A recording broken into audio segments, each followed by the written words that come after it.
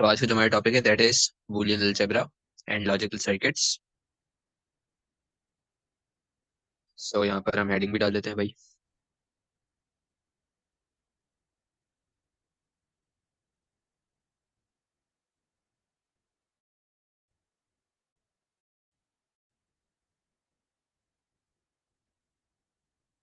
पर जाने से पहले हम इधर कुछ चीजें यहाँ पे नोट डाउन करेंगे। इन चीजों को देख लो कि भाई हमारे पास कौन सा सिंबल क्या चीज डिनोट कर रहा हो। तो अगर मैं यहाँ पर लिखता हूँ ए, तो ये ए जो है हमारे पास इनपुट ए को ही शो करेगा। If I write A dash, this will show not of A. If I would right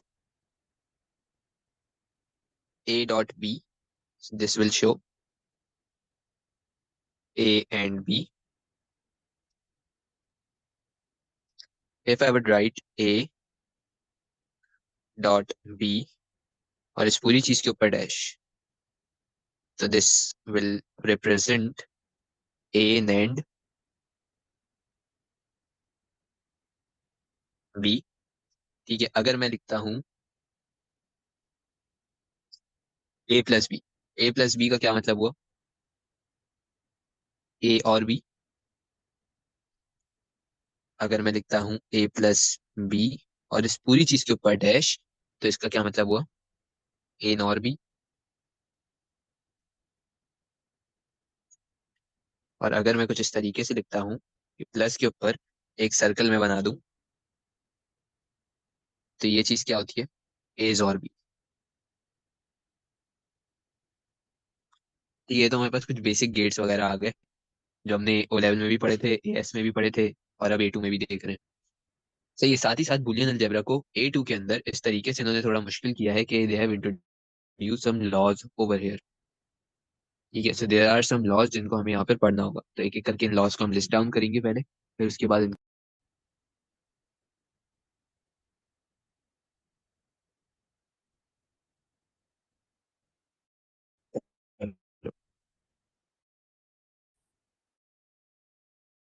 there are few laws.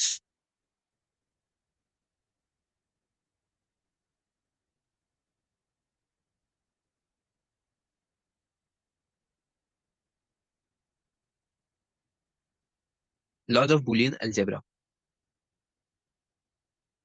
इनको एक दफा समझ लो, बाकी ये तुम्हारे लिए बहुत ही आसान हो जाएंगे। ठीक है, बस इसको एक दफा हमें समझना है।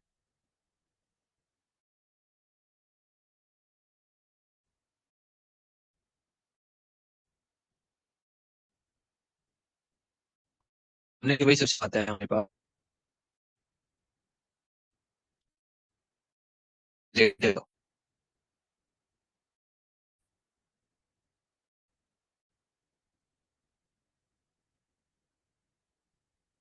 कम्युलेटिव लॉ के बाद we have associative law.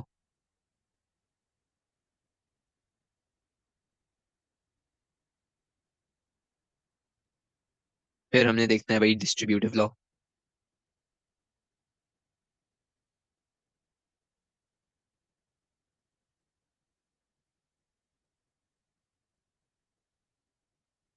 Fourth will B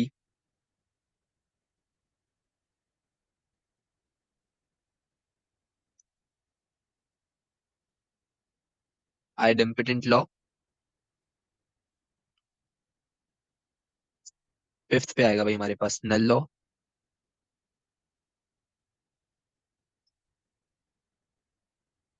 फिर उसके बाद आता है भाई inverse law.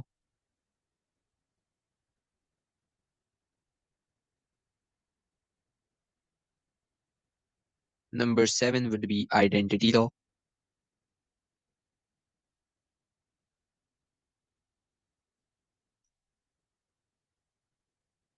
Number 8 will be absorption law.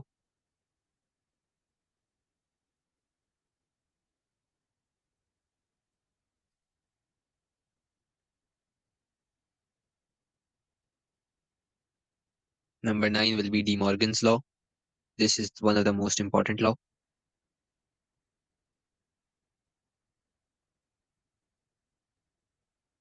And then we have double complement law.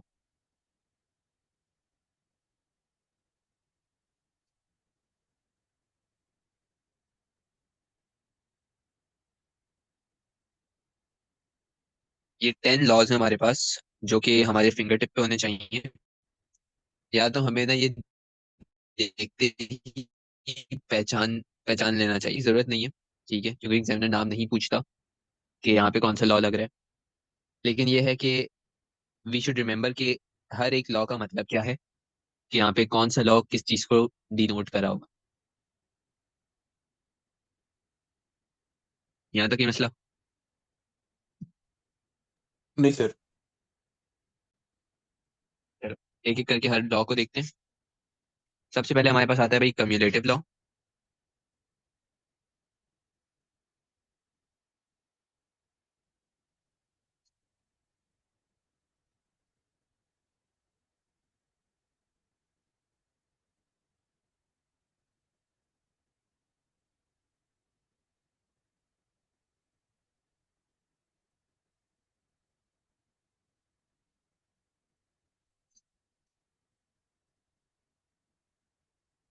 Cumulative law तुमसे ये कहता है कि भाई अगर तुम किसी भी ऑर्डर के अंदर किसी भी दो चीजों को मल्टीप्लाई करते हो या ऐड करते हो, तो वो चीज तुम्हें फर्क नहीं करेगी। क्या मतलब वो इस बात का कि भाई अगर तुम मल्टीप्लाई करते हो ए मल्टीप्लाई बाय बी, सही है, ये चीज इक्वल होगी किसके, बी मल्टीप्लाई बाय ए के। सिमिलरली अगर तुम यहाँ पे क्या करते हो भाई, ए प्लस बी करते हो, ये चीज इक्वल होगी किसके, बी प्लस ए के। ये चीज हमें कौन बताता है, ये चीज हमें बताता है हमारा कम्युलेटिव लॉ। ठीक है, कि भाई जो भी तुम्हारे पास ऑर्डर है जिसके अंदर तुम मल्टीप्लाई कर रहे हो या फिर तुम ऐड कर रहे हो, that thing does not effect your result. क्या ये बात समझ आई? जी सर।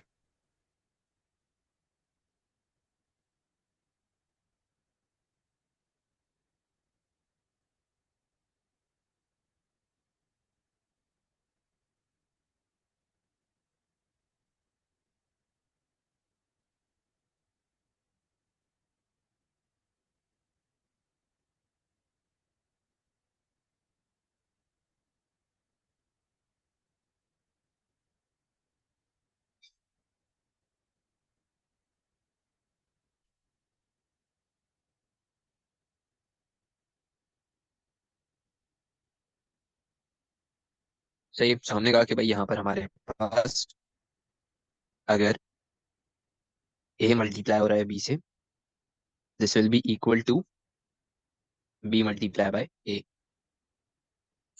या अगर ए ऐड हो रहा है बी के साथ, this will be equal to B plus A. सही है, तो इसकी एग्जाम्पल भी देख लो। फॉर एग्जाम्पल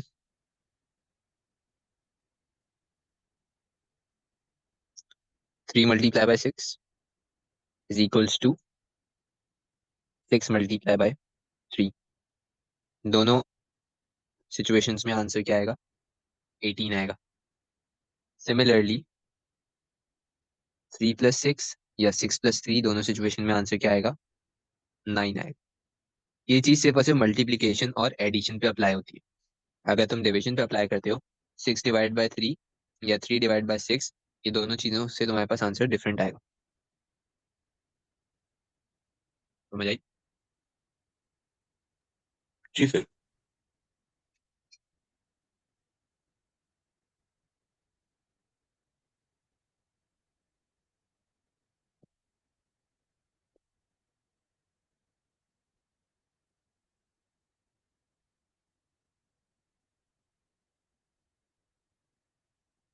अगला है भाई हमारे पास एसोसिएटिव लॉ।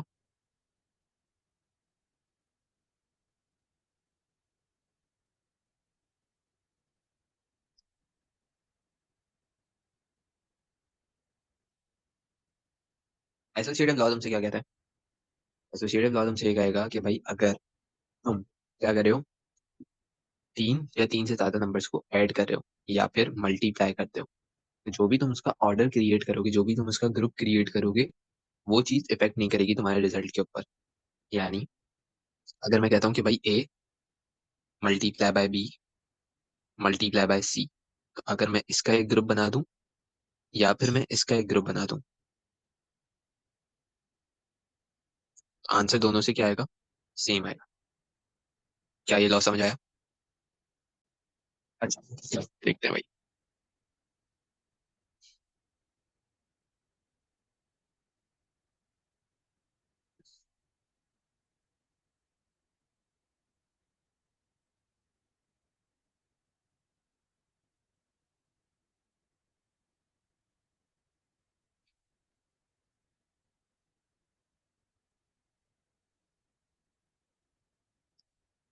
जब भी हम ऐड करेंगे मल्टीप्लाई करेंगे थ्री या उससे ज्यादा नंबर्स को,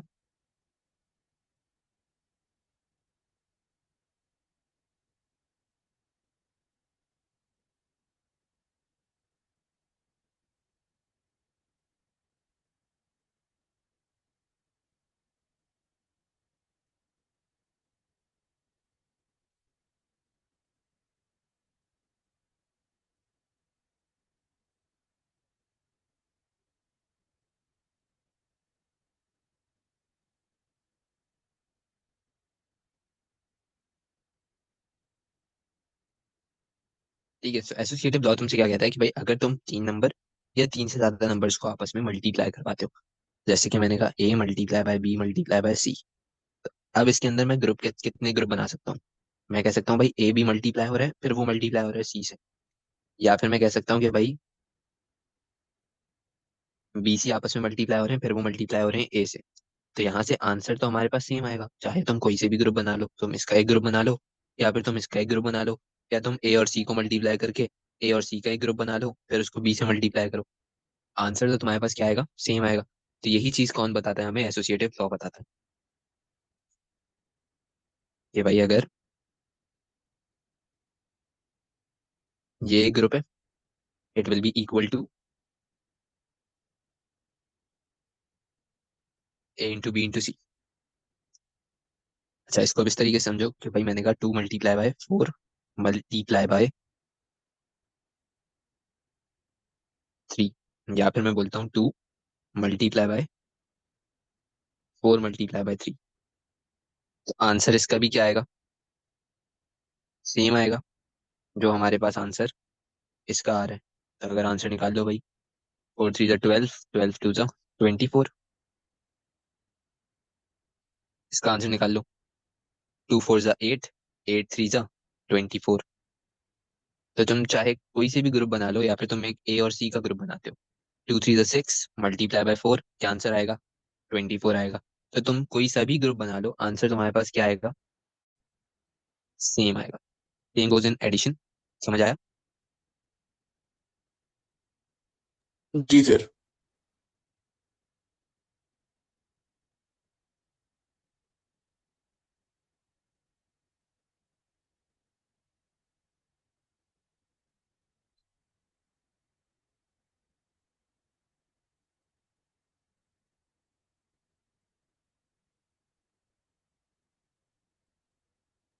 यहाँ से जो आंसर आ रहा है और फिर उसके बाद यहाँ से जो आंसर आ रहा है, दोनों सेम होंगे। सिक्स प्लस थ्री नाइन, यहाँ पे four plus three seven plus two nine.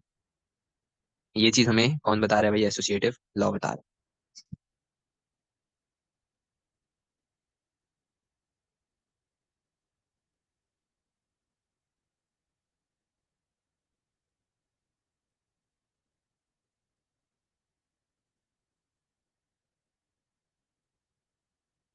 ये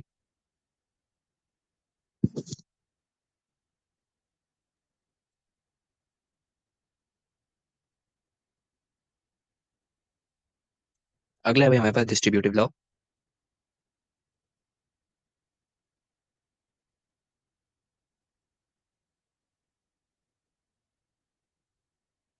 डिस्ट्रीब्यूटिव लॉ के अंदर तुम्हारे पास क्या होगा कि भाई अगर तुम ये काम कर रहे हो कि ए मल्टीप्लाई बाय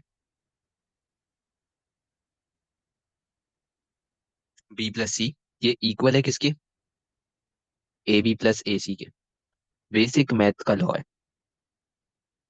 ठीक है कि भाई अगर तुम यहाँ पर क्या करोगे, ए को मल्टीप्लाई कर रहे हो बी प्लस सी से, तो यहाँ पर अलजेब्रा अप्लाई करो, क्या चीज आ जाएगी? ए बी प्लस ए सी, यानी ए तुम्हारे पास बी से भी मल्टीप्लाई हो जाएगा, ए तुम्हारे पास सी से भी मल्टीप्लाई हो जाएगा। ठीक है, क्या ये चीज समझ आई? जी सर। तो हमने कहा भाई यहाँ पर हम एक एग्जाम्पल भी लिख लेते हैं। Four multiply by two plus three, यानी four into two plus four into three. फिर हमारा क्या बन जाएगा भाई? फोर टू ज़ा एट, फोर थ्री ज़ा ट्वेल्व। आंसर क्या आ गया? 20 आ गया। या तुम यहाँ पे कर लेते, 2 + 3 5, 4 5 जा 20, तो आंसर तुम्हारे पास क्या था? सेम आता।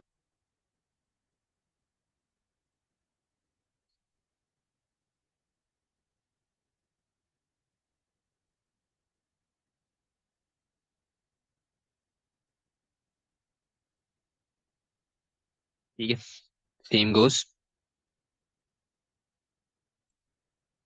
अगर मैं कहूँ कि A is equals to B minus C, this will be equals to A B minus A C. Same thing, 3 - 2, this thing will be equals to 4 × 3 minus 4 × 2। तो यहाँ से भी तुम्हारे पास आंसर क्या आएगा? 4। यहाँ से भी आंसर क्या आएगा? 4 आएगा। ठीक है भाई, ये क्या था? डिस्ट्रीब्यूटिव लॉ था।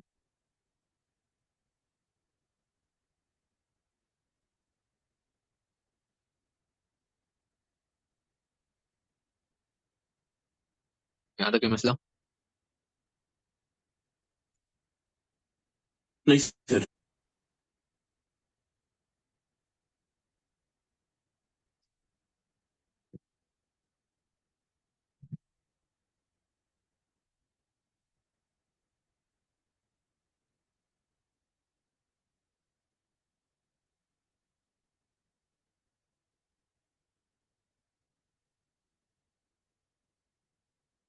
चलो, अगली चीज क्या है भाई? आइडेम्पिटेंट लॉ। अच्छा, ये क्या कहता है भाई? इसका थोड़ा अजीब सा नाम है, लेकिन ये आसान काम करता है। ये क्या बोलता है?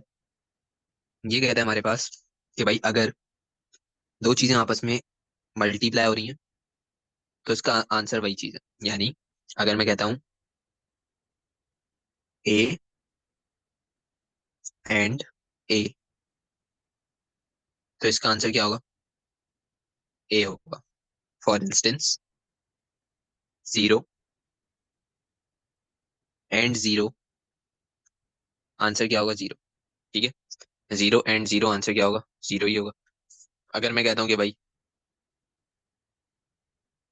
1 एंड 1, तो आंसर क्या होगा? 1 होगा।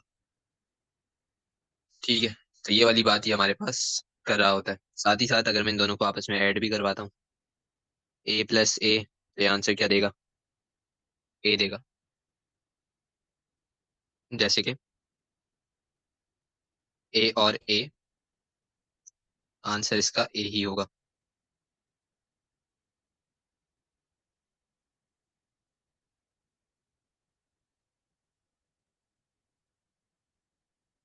ए 1 और 1, आंसर 1। 0 और 0, आंसर इसका 0 ही होगा। ठीक है, ये हमारे पास था क्या? आइडेम्पिटेंट लॉ। यहाँ तो बात समझ आ गई। जी सर। अगले लॉ पर आते हैं भाई।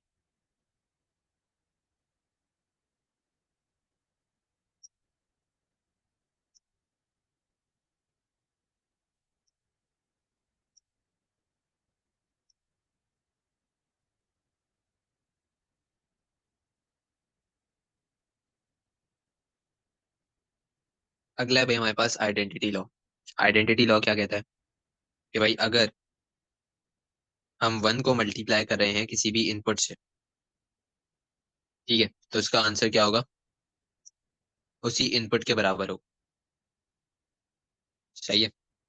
या फिर अगर मैं 0 को ऐड कर रहा हूँ किसी भी इनपुट के साथ, तो उसका आंसर किसके इक्वल होगा? इनपुट के इक्वल होगा। इसको इस तरीके से समझो कि अगर मैं कहता हूँ कि भाई 1 एंड A, तो हमारे पास इसका आंसर क्या होगा? ए होगा। अगर हमारे पास ए 0 है, तो आंसर क्या होगा? 0 होगा। ठीक है, अगर हमारे पास ए क्या है? 1 है, तो आंसर क्या होगा? 1 होगा।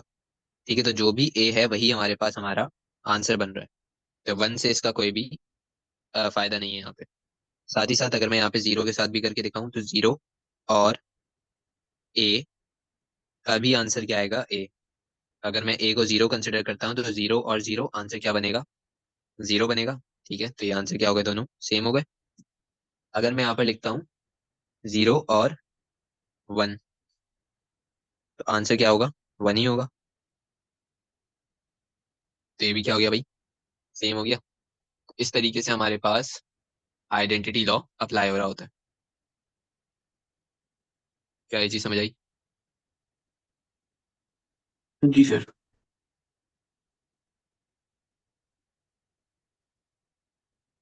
चल, आगे बढ़ते हैं भाई।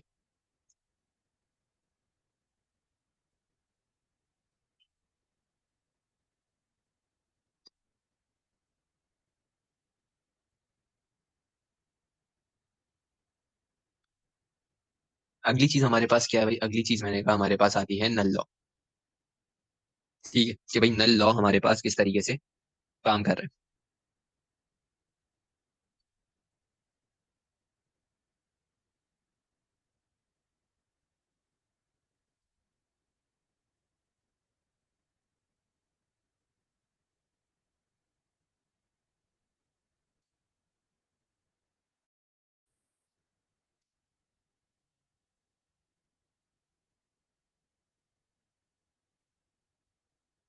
नल लॉ इसका ऑपोजिट है, जो हमने आइडेंटिटी लॉ पढ़ा था उसका ऑपोजिट है। मैंने कहा भाई 0 × ए, आंसर क्या होगा? 0। 1 + ए, आंसर क्या होगा? 1। ठीक है, ये हमारा नल लॉ था। इसका क्या मतलब हुआ? 0 एंड ए, तो आंसर क्या आएगा? 0 आएगा। कैसे भाई? अगर मैं यहाँ पे जीरो की वैल्यू, ए की वैल्यू 0 रखता हूँ, तो ये क्या होगा भाई? 0 × 0, आंसर क्या आ जाएगा? 0 आ जाएगा। अगर मैं यहाँ पे ए की वैल्यू को 1 रखता हूँ, तो एनीथिंग मल्टीप्लाई बाय 0, आंसर क्या आ जाएगा? 0 आ जाएगा। सिमिलरली अगर मैं यहाँ पर क्या करता हूँ भाई, ए की वैल्यू को 0 रख रहा हूँ, 1 और ए, तो आंसर क्या आएगा? 1। तो अगर मैं ए की वैल्यू 0 रखता हूँ, तो 1 + 0, आंसर क्या आएगा? 1 आ जाएगा। अगर मैं यहाँ पर ए की वैल्यू को 1 रखता हूँ, तो 1 + 1, आंसर क्या आ जाएगा हमारा? 1 आ जाएगा। तो दोनों केसेस में हमारे पास आंसर यही वाली चीज आ रही है। क्या ये बात समझ आ गई? जी सर। फिर आता है भाई हमारे पास इनवर्स लॉ।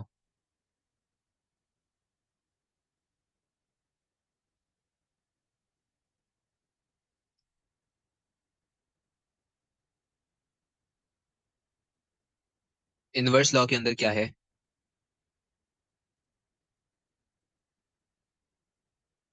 अगर हम ए को मल्टीप्लाई करते हैं ए के इनवर्स से, यानी नॉट ऑफ ए से,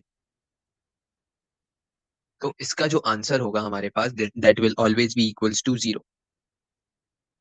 और अगर मैं ए को ऐड करता हूं इसके नॉट से, तो इसका आंसर हमेशा क्या होगा? 1 होगा। विच मीन्स कि ए एंड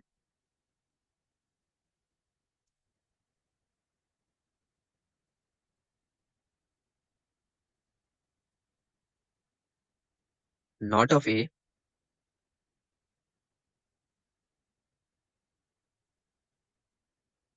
ठीक है चलो। तो हमने कहा भाई अगर मैं ए की वैल्यू को लेता हूँ 1, सही है, तो मैंने कहा भाई 1, नॉट ऑफ 1 क्या होगा?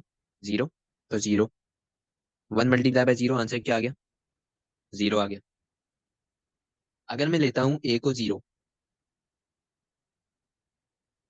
तो 0 का ऑपोजिट क्या होगा? 1। तो 0 × 1, अगेन आंसर क्या आ गया? 0 आ गया। भाई चाहे तुम ए की कोई भी वैल्यू ले लो, आंसर क्या आ रहा है? 0 आ रहा है। सिमिलरली अगर मैं ए की वैल्यू ले रहा हूँ 1, ऐड हो रहा है किसके साथ? नॉट ऑफ ए के साथ, यानी 1 का नॉट क्या होगा? 0। तो 1 + 0, आंसर 1 आ गया। अगर मैं ए की वैल्यू 0 ले रहा हूँ और ये ऐड हो रही है किसके साथ? नॉट के साथ, तो 0 का नॉट 1 हुआ, इसका भी आंसर क्या आएगा? 1 आएगा। दिस इज इनवर्स, कि ए को अगर उसके नॉट के साथ मल्टीप्लाई करोगे तो आंसर 0 0 देगा, और अगर तुम उसको प्लस करोगे उसके नॉट के साथ, तो आंसर वो क्या देगा? 1 देगा।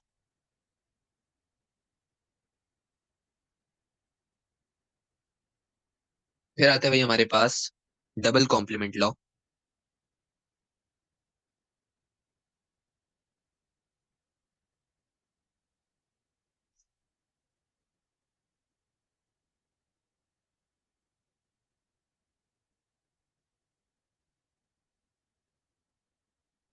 डबल कॉम्प्लीमेंट लॉ क्या कहता है कि भाई अगर तुम्हारे पास किसी भी इनपुट के ऊपर डबल कॉम्प्लीमेंट्स लगे हुए हो, इस तरीके से,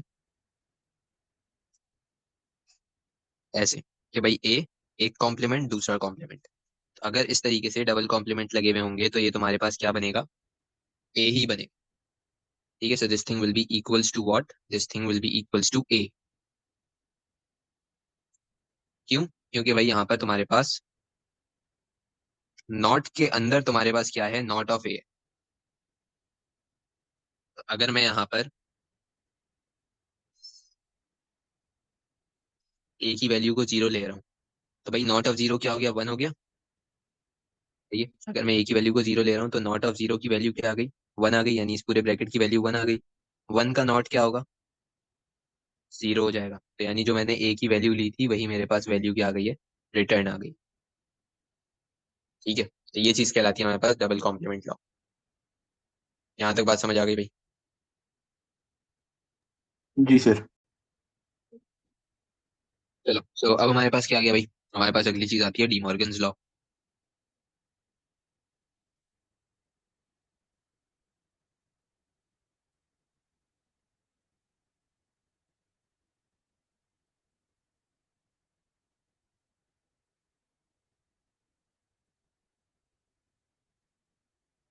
तो डी मॉर्गन्स लॉ क्या बोलता है भाई, डी मॉर्गन्स लॉ तुमसे ये बोलेगा कि अगर तुम ए को बी से मल्टीप्लाई कर रहे हो और इस पूरी की पूरी चीज के ऊपर नॉट गेट लगा हुआ है, यानी तुम क्या कर रहे हो, ए एंड बी कर रहे हो।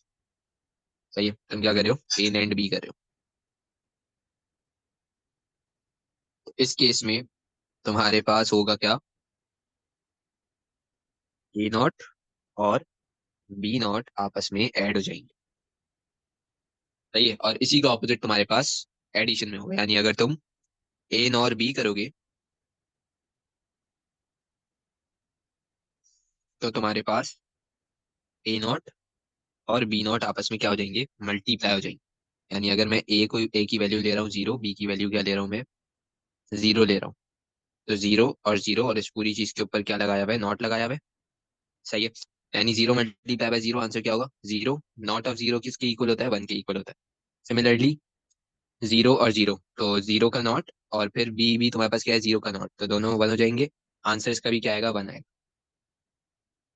ठीक है, सिमिलरली मैंने कहा भाई अगर मैं ए को भी वन ले रहा हूँ, बी को भी वन ले रहा हूँ, तो one multiply by one, answer क्या हुआ, वन। पूरी चीज का नॉट, आंसर इसका क्या हो गया, जीरो। सिमिलरली वन का नॉट क्या होगा, जीरो, यानी ये पूरी चीज क्या हो गई, जीरो। ये भी क्या हो गया, जीरो।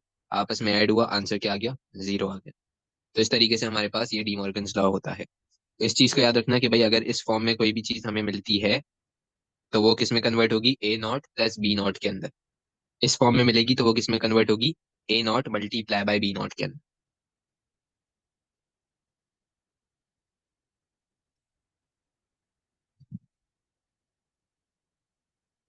फिर आता है भाई एब्जॉर्प्शन लॉ।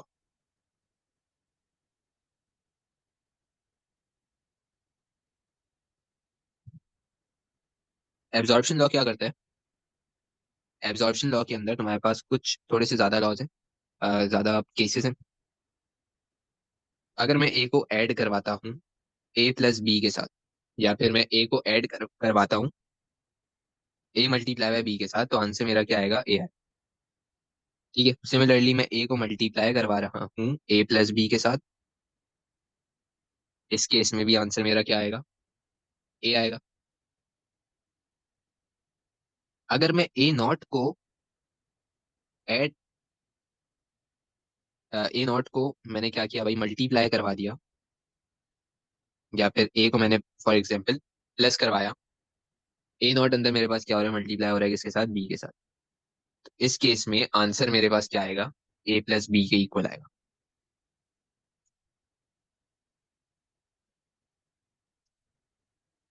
और फॉर इंस्टेंस अगर मैं यहाँ पर बाहर ए नॉट रख रखता हूँ, अंदर मैंने क्या रखा है भाई, ए रखा है। ठीक है, ए नॉट को मैंने क्या किया भाई, प्लस करवा दिया ए मल्टीप्लाई बाय बी के साथ। इसका आंसर क्या आएगा, ए not plus B.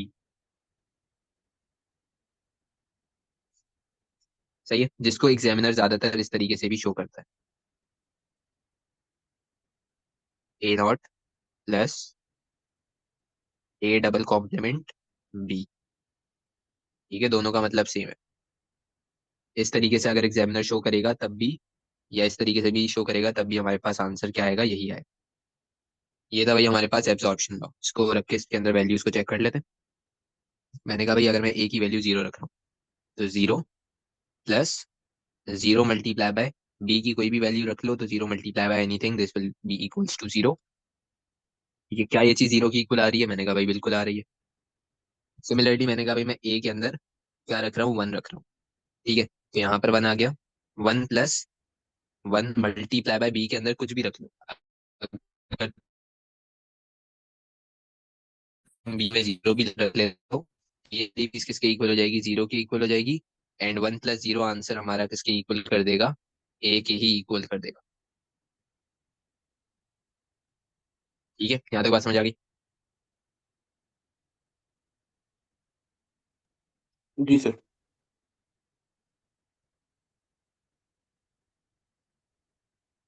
Similarly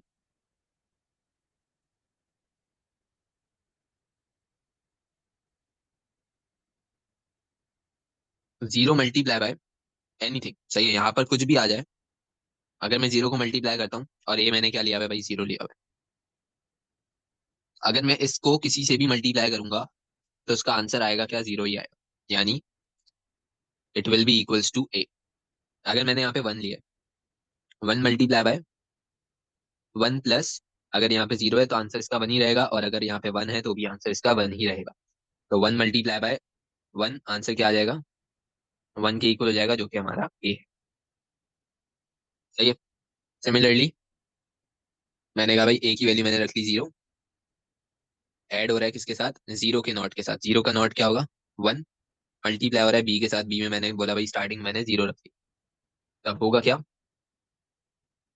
one multiply by zero, ये आंसर क्या आ जाएगा यहाँ से, जीरो आ जाएगा। ठीक है, जीरो प्लस जीरो से भी आंसर क्या आ जाएगा, जीरो आ जाएगा। यानी ये कंप्लीट चीज भी जीरो आ गई, और जीरो प्लस जीरो भी हमारे पास क्या देगा, आंसर जीरो देगा। ओवरऑल आंसर क्या आ गया, जीरो आ गया। क्योंकि बी में भी मेरे पास जीरो था, ए में भी मेरे पास जीरो था, तो अगेन जीरो प्लस जीरो होके क्या आंसर बनेगा, जीरो बनेगा। तो ये आंसर और ये आंसर सेम होगा। सिमिलरली मैंने कहा कि भाई अगर मैं यहाँ पर वन रखता हूँ, ए को वन प्लस वन का नॉट क्या होता है, जीरो, मल्टीप्लाई बाय बी को मैंने जीरो ही रखा है, तो वन प्लस जीरो आंसर क्या आ जाएगा, वन। ठीक है, again one plus zero answer क्या आ जाएगा, वन आ जाएगा। ठीक है, सेम गोज ओवर हियर, यहाँ पर भी यही सेम काम होगा। इस एब्जॉर्प्शन लॉ को याद रखना, ये सबसे ज्यादा यूज हो रहा होता है। एक एब्जॉर्प्शन लॉ, दूसरा De Morgan's law, two main important laws. अगली क्लास में हम इसके पास्ट पेपर के क्वेश्चंस को देखेंगे।